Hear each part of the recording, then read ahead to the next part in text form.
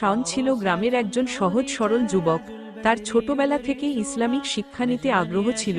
সে মসজিদে নিয়মিত নামাজ আদায় করত এবং গ্রামের বয়স্কদের সঙ্গ পছন্দ করত।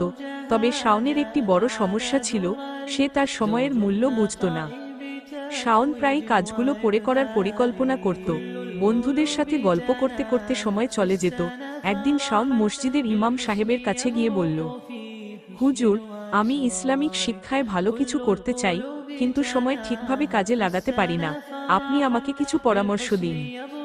ইমাম সাহেব হেসে বললেন, শাওন, সময় আল্লাহর পক্ষ থেকে আমাদের জন্য দেওয়া একটি নিয়ামত।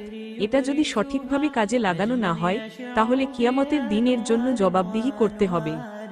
ইমাম সাহেব তাকে একটি হাদিস স্মরণ করিয়ে দিলেন, কিয়ামতের দিন 5টি বিষয়ে প্রশ্ন না করা পর্যন্ত কোনো মানুষের পা সরবে না।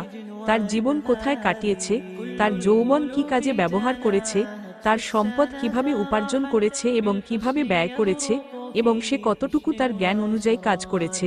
তিরমিজি। শাওন সেই দিন থেকে সময়ের গুরুত্ব বুঝল। সে প্রতিদিনের একটি রুটিন তৈরি করল, যেখানে নামাজ, কোরআন তেলাওয়াত, কাজ এবং বিশ্রামের সময় নির্ধারিত ছিল। ধীরে ধীরে সে একজন দায়িত্বশীল এবং পরিশ্রমী যুবকে পরিণত হল। শিক্ষা,